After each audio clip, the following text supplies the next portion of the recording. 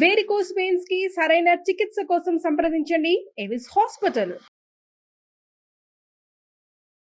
నమస్తే రమగారు. నమస్తే జయ. మహాశివరాత్రి శుభాకాంక్షలు అండి. మహాశివరాత్రి శుభాకాంక్షలు జయ. సుమన్ టీవీ ప్రేక్షకులందరికీ మహాశివరాత్రి శుభాకాంక్షలు. మహాశివరాత్రి, శివరాత్రి అనగానే మనకు ఫస్ట్గా గుర్తొచ్చేది జాగరణ అండ్ ఉపవాసం, ఈ రెండు కదండి. ఒక్కసారి వీటి గురించి మరొకసారి మాట్లాడుకుందామండి. ఏటా వచ్చేది చలికాలాన్ని పోగొడుతుంది, శివశివ అంటూ చలిపోతుందని చెప్తాం. అవును. ఎవ్రీ ఇయర్ శివరాత్రి పర్వదినం సందర్భంగా మనం మాట్లాడుకుంటూనే ఉంటాం. 6 సంవత్సరాలు మాట్లాడాం. సంవత్సరం అంతా మనకి శివరాత్రులు వస్తాయి. ప్రతి నెలలోనూ మాస శివరాత్రి విశేషంగా చేసుకుంటారు. దేవాలయాల్లో ప్రత్యేకంగా అభిషేకాలు జరుగుతాయి. శివ పంచాయతన పూజ అలవాటు ఉన్న వాళ్ళందరూ కూడా తప్పకుండా చేసుకుంటారు. కార్తీక మాసంలో రోజువారీ అభిషేకం చేసుకునే వాళ్ళు కార్తీక మాసం అంతా చేస్తారు. అవును. కార్తీక మాసంలో వచ్చేటువంటి మాస శివరాత్రిని కూడా విశేషంగా చేసుకుంటాం. కార్తీకం వెళ్ళాక, మార్గశిరం వెళ్ళాక, మాఘం కూడా వెళ్ళిపోతూ ఉండగా ఈయన వస్తాడు ఇప్పుడు పరమేశ్వరుడు. మళ్ళీ ఇంకొకసారి ఈ శివరాత్రికి ఏంటంటే ఎవరైనా సరే ఒక్క మాట నమ శివాయ అన్నా చాలు, ఒక్క బిల్వదళం స్వామి మీద పరమేశ్వరుడి మీద వేసినా చాలు, ఒక్క చిన్న చెంబెడి తీర్థము లేకపోతే 3 ఉద్ధరణల తీర్థం, ఒక్క పురుషుడు నీళ్ళైనా పరమేశ్వరుడికి అర్పించిన వాడికి కైవల్యం వస్తుందని చెప్తారు. అంత అద్భుతమైన పర్వదినం ఇది. నువ్వేం చేశావు అని కాదు, నువ్వు చేసింది ఏదినా ఆ రోజునున్న గొప్పతనం ఏమిటి అనేది ఇంపార్టెంట్. మీద ఆ రోజు యొక్క ప్రత్యేకత వల్ల ఈ రోజున ఏ చిన్నది చేసినా అది భగవంతునికి పోయి చేరుతుంది. దాని యొక్క ఫలితము ఆ పని చేసిన జీవుడి యొక్క కర్మల్ని తొలగించి అతనికి వైకుంఠ ప్రాప్తి, కైలాస ప్రాప్తిని అందిస్తుంది, కైవల్యమే లభిస్తుంది. అది కావాలంటే ముందు ఈరోజు శివరాత్రి అనే గమనం ఉండాలి. గమనం లేని వాడికి కూడా వస్తుందని చెప్తాం కథల్లో. గమనంతో చేస్తే మహా అద్భుతం. తెలుసుకుని చేసిన పని ఇంకా అద్భుతంగా కుదురుతుంది కదా. చేతకాని తెలియని వాడికి కూడా భగవంతుడు కైవల్యం ఇస్తాడు. చేతయి తెలుసుకుని విధి విధానాలు పాటిస్తూ చేయవలసిన విధిగా చేస్తే దాని ఫలితం బాగుంటుంది. ఇప్పుడు కైవల్యం ఆ రోజున మరణించిన వాడికి కైవల్యం లభిస్తుంది. తర్వాత మరి జీవించే ఉంటే మన సంగతి, మనకేం లభిస్తుంది? పరమేశ్వర అనుగ్రహం లభిస్తుంది. మన జాతకంలో ఉన్న గ్రహదోషాలు పోతాయి. మన కర్మల్లో దుర్విపాకం ఏదైనా ఉంటే అది తగ్గుతుంది. మనం ఇంకా పడవలసిన కష్టం ఏదైనా ఉంటే అది చిన్నదవుతుంది. భగవంతుడికి మనం దగ్గరవుతాం. దానికోసమని మనం ఇట్లా పర్వదినాలు వచ్చినప్పుడు ప్రత్యేకంగా చెప్పుకుంటాం. ఈరోజు గమనంతో తలస్నానం చేయండి శివరాత్రి అని చెప్పి, కుదిరినంత వరకు ఏదైనా ఒక చిన్న శివాలయమైనా మన పక్క సందులో ఉన్నదానికైనా వెళ్ళి ఒక్కసారి ప్రతిష్ఠ చేయబడిన పరమేశ్వరుణ్ణి చూసి రండి. శివలింగాన్ని చూడండి. కుదిరితే 2 మారేడు దళాలు స్వామికి సమర్పించి కాస్త నీళ్లు పోయటానికి అవకాశం ఉంటే పోయండి. అభిషేకం వాళ్లే చేస్తూ నిన్ను చూడు నీకు తీర్థం ఇస్తామంటే అభిషేక తీర్థం పుచ్చుకోండి. భస్మాన్ని ధరించండి. నోటితోటి ఓం నమ శివాయ అనుకోండి. పంచాక్షరిని, ప్రణవ పంచాక్షరిని వదిలిపెట్టకుండా ఉంటే చాలా మంచిది. ఏదో మాట్లాడుకుంటూనే ఉంటాం, పనులు పాటలు ఉంటాయి కదా, ఆఫీసులు ఉద్యోగాలు ఉన్నవాళ్ళు అవి ఉంటాయి. సంసారంలో ఉన్న వాళ్ళకి జంజాటం తప్పదు. జంజాటంతో పాటే పంచాక్షరిని వదిలిపెట్టద్దు. దీంతో మీరు ఈ రోజున దుర్భాషలు ఆడకండి. మీరు ఎవరిని తిట్టినా శివుని తిట్టినట్టేననుకోండి. దుర్భాషలు ఆడద్దు, పోట్లాటలకు దిగద్దు, హక్కులు జమాయించేందుకు ఉద్దేశంలోకి వెళ్ళబోకండి. ఈ రోజున భగవంతునికి సమర్పించండి. ఈ రోజుని ఆయన కోసమే, అంతే. ఆ ఉద్దేశంతో చేస్తే మీరు చేయగలిగినంత ఉపవాసం, చేయగలిగినంత జాగరణ, ఇవ్వగలిగినంత సేవ ఇవ్వండి. వీటిలలో మార్పు లేదు, మానద్దు. ఓకే, మేము ఉపవాసం ఉండవండి, ఏదో తినేస్తాం. బ్రేక్ఫాస్ట్ మానేయగలిగితే మానేయండి. ఆఫీస్ ఉంది, ఉపవాసాలు మానలేరు. సాత్వికమైన ఆహారం తీసుకోండి. అది ఇంట్లో పొద్దున్న దేవుడికి నివేదన పెట్టింది తినండి. ఉపవాసమే అది. ఈయనకి అన్నం తినకూడదు లాంటివి ఏమంటారు, మనం ఏకాదశికి చెప్పినట్టుగా ధాన్యంలో మురాసురుడు ఉంటాడు కాబట్టి అన్నం వర్జేతన్నారు, అన్నం వర్జించమన్నారు. కానీ శివరాత్రిగా అన్నం వర్జించాలన్న నియమం లేదు, ఆ మాట చెప్పటల్లా. ఉమ్. ఉపవాసం ఉండాలి. ఆ ఉపవసించేటప్పుడు అవకాశాన్ని బట్టి ఉపవసించండి. ఏదైనా పళ్ళు, ఫలాలు, పలహారము తీసుకోండి. శివనామస్మరణలో సమయం గడపండి చక్కగా.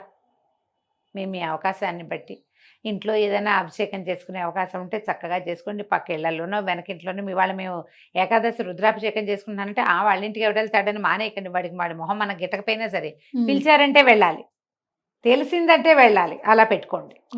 ఇదే మనం భగవంతుడికి ఇవ్వగలిగేదమ్మా. శ్రద్ధ, ఆస్థ ఆ రెండే ఇస్తాం, అంతకంటే ఏం అక్కర్లా. అసలు ఆ రెండు ఇస్తే చాలు. ఎక్కడ అవకాశం ఉంటే అక్కడికి వెళ్ళండి. ఒక్కసారి వెళ్ళి అట్లా ఆ మంత్రం ఏదైనా మన చెవిని పడితే మనకు అర్థమైనా కాకపోయినా లోపల పేరుకునే మాలిన్యాలు పోతాయి. శివుడు అభిషేక ప్రియుడు, మనం ఎప్పుడు చెప్పుకుంటాం ఆ మాట. అలంకార ప్రియో విష్ణువు అభిషేక ప్రియ శివ. ఏం అక్కర్లేదు, ఒక చెంబెడు నీళ్ళే కావాలి. మీ చేత్తోటే పోసే అవకాశం లభించిందా మంచిది. ఈ ఉజ్జయిని అవి వెళ్ళామా జయ, ప్రతి చోట మేము ఎక్కడ మా ఇళ్లలో మేము మనమే శివలింగం మీద నీళ్లు పోయటం ఆడవాళ్ళకి సాధారణంగా ఇవ్వరు. ఇక్కడ శివాలయాల్లో కూడా నేను లోపలికి వెళ్ళి ముట్టుకోవటం అది నేను ఎప్పుడు చేయలే. శ్రీశైలంలోనూ అక్కడ స్పర్శ దర్శనం అవకాశం ఉన్న చోట మాత్రమే చేశాం, కానీ ఇంకెక్కడ నేను ముట్టుకునేదాన్ని కాదు. అక్కడ ఏ చీటి శివాలయంలోకి వెళ్ళినా సరే అన్ని శివాలయాలు ఇంత బుజ్జి రాగి చెంపిస్తారు వాళ్ళు. వారికి ఇవ్వండి అంటే అమ్మ మీరు కూడా తీసుకోండి నీళ్ళు పోయండి. పర్లి వైద్యనాథం వెళ్ళాం లాస్ట్ జనవరిలో, మనం చెప్పుకున్నాం వెళ్ళినప్పుడు. అదే మన షోలాపూర్ అవి కూడా వెళ్ళాము అప్పుడు. ఈ పర్లి వెళ్తే పెద్ద శివలింగం, వైద్యనాథ లింగం. నాన్న మా అబ్బాయి ఆయనకి ఇవ్వండి అంటే ఒప్పుకోలే. ఆ లోపల నర్చకుడు ఆయన నీళ్ళు పోస్తారు, మీరు పోయండి అమ్మా అని ఒక చెంబి అబ్బాయి అమ్మగారికి ఇవ్వు అని మా అబ్బాయితో ఆ చెంబు నా చేతికి ఇచ్చేదాకా ఆయన ఊరుకోలే. జ్యోతిర్లింగము చేతితో చేయకూడదు, మాకు శంకలు ఉన్నాయని నేను వెనక్కి ఉంటాను, ససేమిరా అన్నారు. పోయండి అమ్మా, ప్రణవ పంచాక్షరి చేసుకుంటూ వాళ్ళు రుద్రం చదువుతున్నారు, ఈయన చదువుతారు రుద్రం, అది నడుస్తుంది. నా దారిని నేను పోసుకున్నాను అనమాట నీళ్ళు. అసలు ఈ మొత్తం ఉజ్జయిన్లో ఏ శివాలయం లోపలికి వెళ్ళినా ఓ చెంబెడి నీళ్లు శివుడి మీద పోసి బయటకు వచ్చాం. వద్దంటే వాళ్ళు ఒప్పుకోలే. అక్కడ అలాంటి పద్ధతి ఉంది, మన దగ్గర ఆ విధానం లేదు. స్వయంగానే అభిషేకం చేసుకోవాలనే అనుకోకండి, అవకాశాన్ని బట్టి. మన దేవాలయాల్లో ఇక్కడ విధానం అర్చకుడిని అభిషేకం చేస్తారు. చూసి తరించండి అమ్మా చాలు, చూసినా చాలు. చూసి ఆ అభిషేక తీర్థం తీసుకుంటే అది కూడా సరిపోతుంది.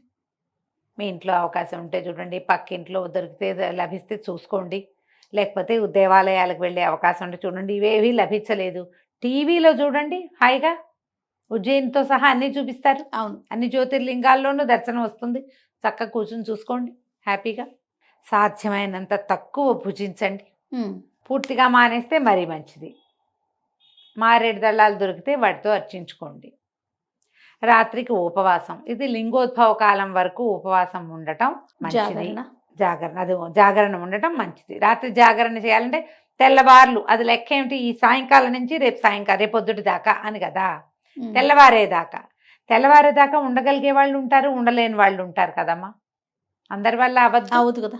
ఈ వీళ్ళల్లో ఏం చేయొచ్చు మనం, లింగోద్భోగాలంటే రాత్రి 1:30 అలా అయ్యేసరికల్లా ఇది ఏకాదశి రుద్రాలు అయిపోయి లింగోద్భవ కాలంలో ఆఖరి పూజ చేస్తారు.